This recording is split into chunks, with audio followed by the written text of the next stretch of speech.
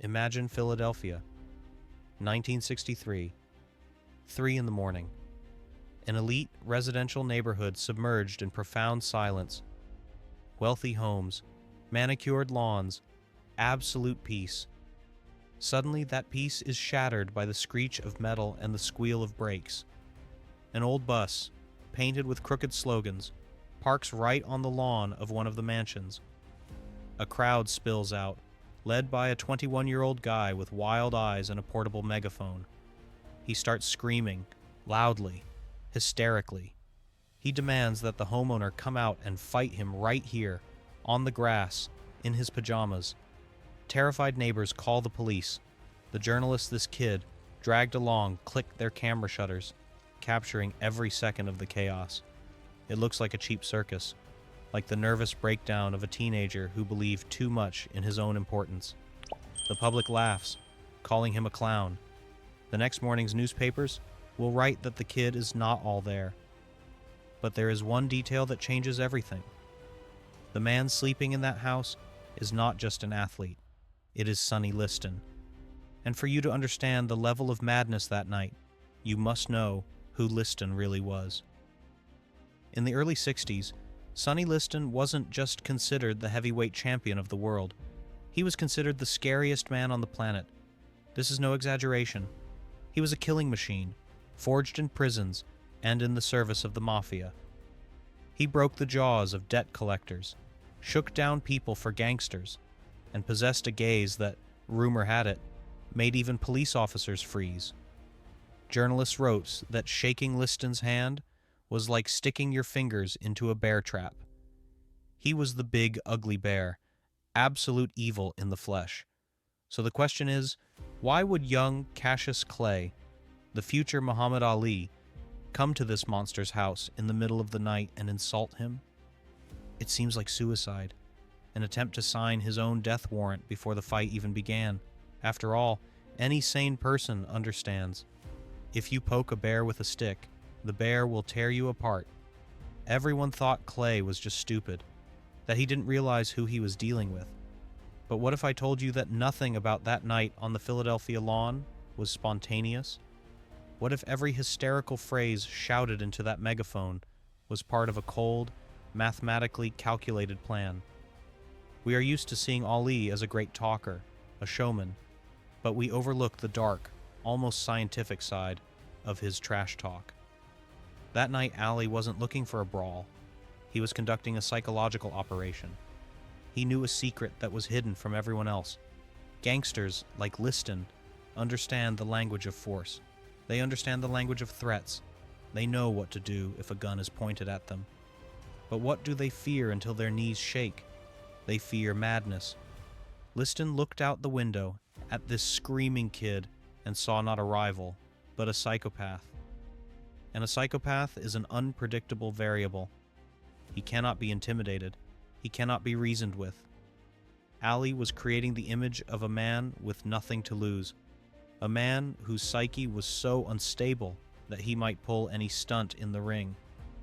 And it was at that exact moment, while the world laughed at the clown show, that a seed of doubt was planted in the head of the invincible monster, Liston. Ali wasn't betting on his fists. He was wagering his life to test a single frightening thesis. Can you win a fight without even putting on gloves? Can you break a killer's will using only words and absurd behavior? What happened next changed sports forever. But to understand exactly how words break bones, we need to look deeper into the mechanics of this weapon. Because as it turned out later, the Louisville Lip was the soberest man in the room. And he was only just beginning his game. To grasp the scale of this game, we need to jump 6 months forward to Miami. The morning of the fight, the official weigh-in. Usually it's a routine procedure. 2 half-naked men step on the scale, look into each other's eyes, and leave. Boring. But that day in Miami, something happened that made the Athletic Commission seriously consider canceling the bout.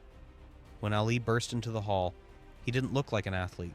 He looked like someone in a state of acute psychosis. He lunged at security, spat, and screamed incoherent threats. 4 people held him back. Doctors measured his pulse. It was over 120 beats per minute. His blood pressure was through the roof. The medical verdict was clear. This kid is on the verge of a nervous breakdown. He is deathly afraid. Liston, watching this spectacle, only smirked contemptuously. He thought he had broken the boy before the fight. But have you ever wondered why Ali's pulse returned to perfect normal exactly 1 hour after the cameras were turned off? It wasn't panic. It was the greatest bluff in sports history. Ali knew Liston was a street fighter, and street fighters only fear what they don't understand. Liston was ready for a brawl, but he wasn't ready for chaos. A nagging thought took root in his mind. I'm locked in a cage with a madman. And that thought ate away at his confidence like acid. When the bell rang, the incredible happened. The scariest knockout artist of the era looked lost. He swung at the air while Ali danced around him with his hands down, mocking every miss. It was a humiliation. But the real shock came in the interval between the 6th and 7th rounds. Sonny Liston, a man whom police batons could not stop, simply remained sitting on his stool. He refused to come out. He quit. The world was in shock. People screamed about a fixed match. They couldn't believe the bear just walked away. But the truth was far more prosaic and terrifying. Liston was physically intact, but mentally destroyed. Ali didn't knock out his body. He gutted his ego. And here the story takes a turn. If this were an isolated case, we could chalk it up to luck. But after Liston, Ali elevated this tactic to an absolute. He realized he had found the key to hacking the human psyche. He stopped being just a boxer and became a prophet. Remember his poems? His famous round predictions? He had done it before, with Archie Moore and Henry Cooper, but now his words sounded like a sentence from fate. He shall fall in 4. I'll finish him in 8. Funny, right? But think about the mechanics of this process. When Ali named a round, he started a countdown in his opponent's head. Imagine you are facing him. He said you would fall in the 5th round. For the first 3 rounds, you hold your own. But the 4th round comes, and you start to get nervous. And when the 5th begins, you aren't thinking about defense anymore. You are thinking about the clock. You look for danger in his every movement. You begin to fit yourself into his script. This is called a self-fulfilling prophecy. Ali forced his opponents to play his game, by his rules, and within his time frame. He stripped them of their will, turning the fight into a theatrical production where the finale was known in advance. He became the highest-paid athlete in the world, a media god, an untouchable icon. It seemed nothing could stop this ascent. He was on top of the world, and the world lay at his feet. But, as often happens in stories of great manipulators, a sense of impunity began to dull his alertness. Ali came to believe in his own invincibility. He thought his words were magic that would work forever. However, he overlooked one thing. When you play with fire for too long, sooner or later, the wind will change. And what was once a fun show was preparing to turn into a dark tragedy, where the stakes would not be a championship belt, but humanity itself. And so you look at this man and think you see an invincible god, a man who hacked the code of reality and bent the world to his will. But history has a cruel sense of irony, and it always waits for the moment to strike back. In 1967, the opponent Ali faced didn't wear gloves and didn't follow the Marquis of Queensberry rules. That opponent was the United States government. Refusing the draft for Vietnam cost him everything. In a single second, he went from world champion to criminal. They took his passport, his license, and his titles. But the most terrible thing they took was time. Think about it. From age 25 to 28. This is the golden ratio for any athlete. The peak of physical form, where experience meets absolute power. Ali spent those years not in the ring, but in university lecture halls, giving speeches, while his muscles lost their movement memory. You can train in the gym, you can run in the mornings, but nothing can replace the spotlights and the adrenaline of a real fight. When he returned in 1970, the world held its breath. Everyone expected the return of that same floating phantom who humiliated Liston. Tickets sold out in minutes. The atmosphere was electrified to the limit. But as he stepped into the ring against the true contenders, attentive spectators noticed something chilling. The magic was gone. Or rather, it had changed. Ali's legs were heavier. Those fractions of a second that once allowed him to dodge punches with his hands down had evaporated. Now, he was getting hit. He was getting tired. By the time he faced Joe Frazier in '71, it was clear he could no longer dance for all 15 rounds without touching the ropes.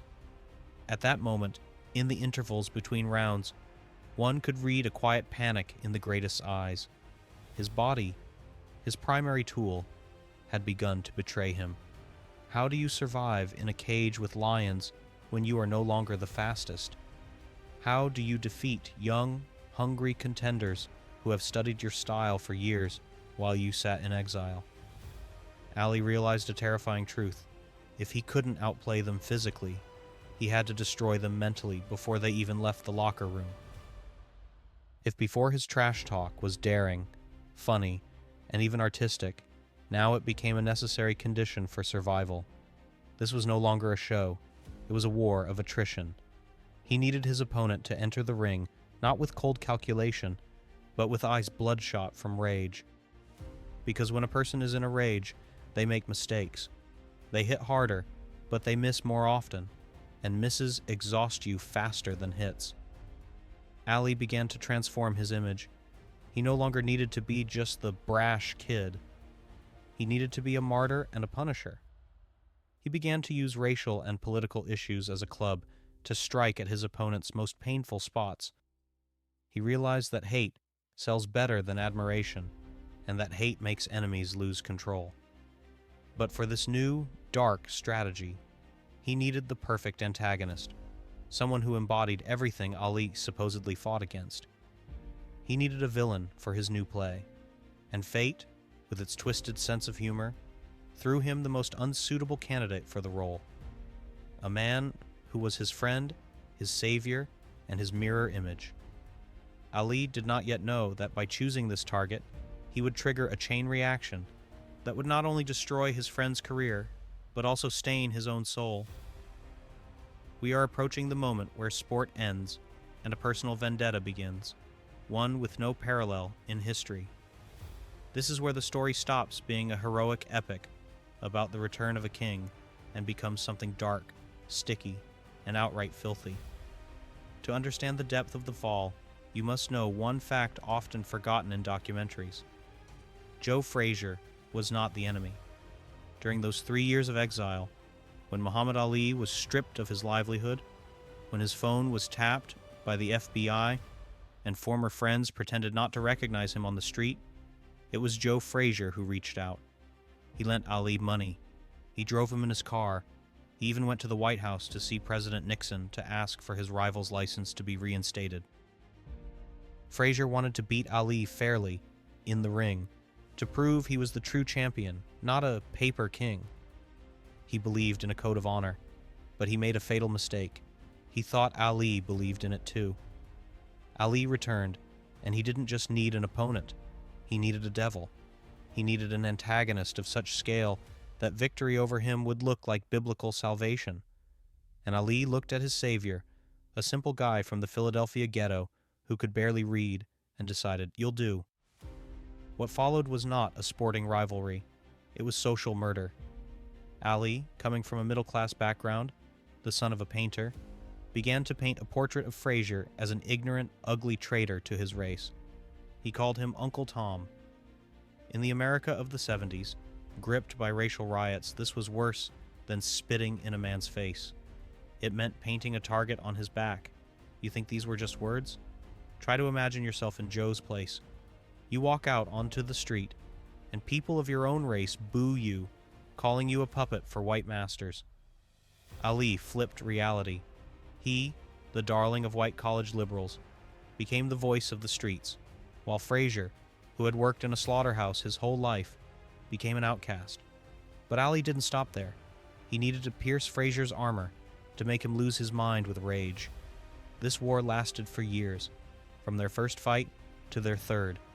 And then in 1975, he pulled a small rubber gorilla out of his pocket. At press conferences, Ali would punch the toy and scream, "It's Joe Frazier! We're in Manila, it's a thriller, and I'm going to kill the gorilla." The room exploded with laughter. Journalists were delighted by the headlines. But no one was laughing in the Frazier household. Joe's children came home from school in tears because classmates teased their father for being a monkey.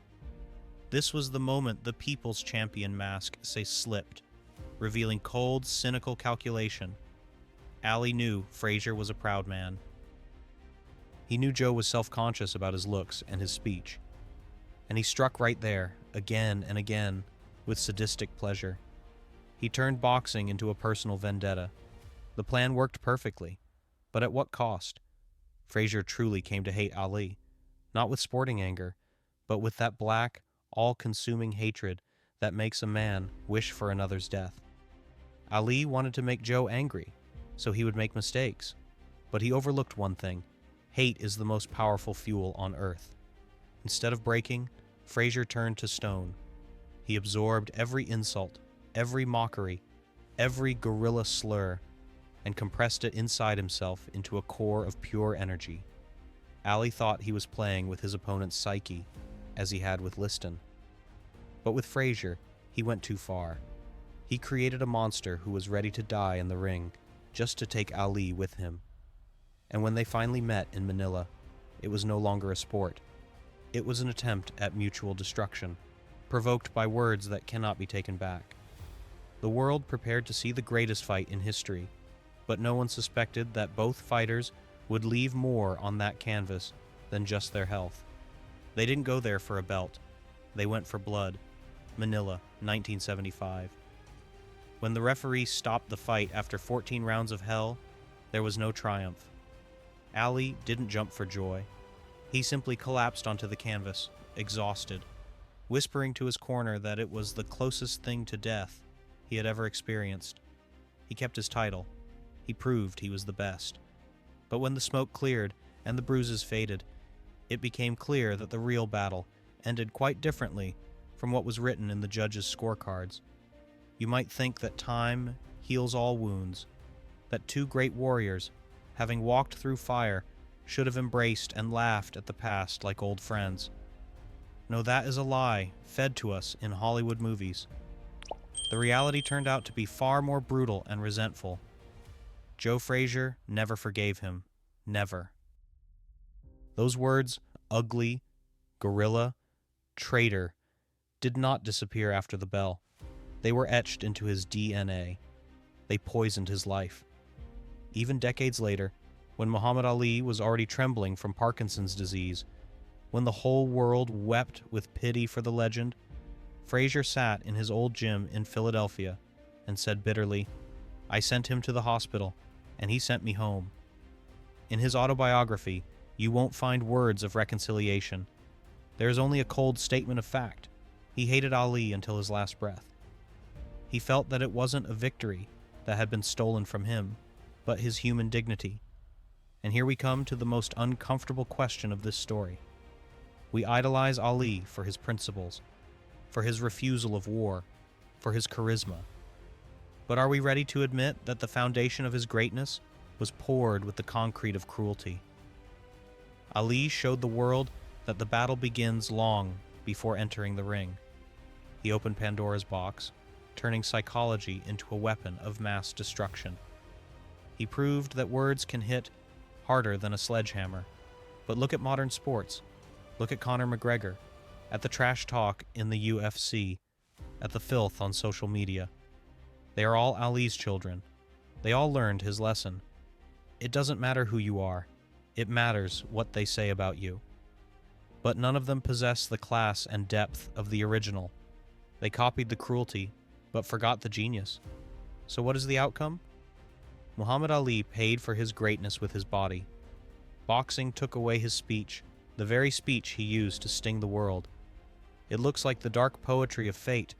A man whose words changed history ended his life in total silence, and Joe Frazier paid with his peace, taking his resentment to the grave.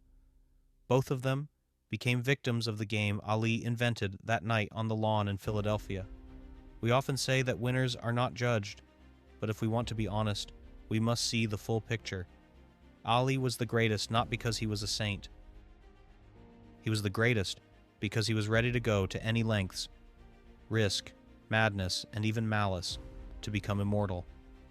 And looking at his legacy today, only one question remains, the answer to which everyone must find for themselves.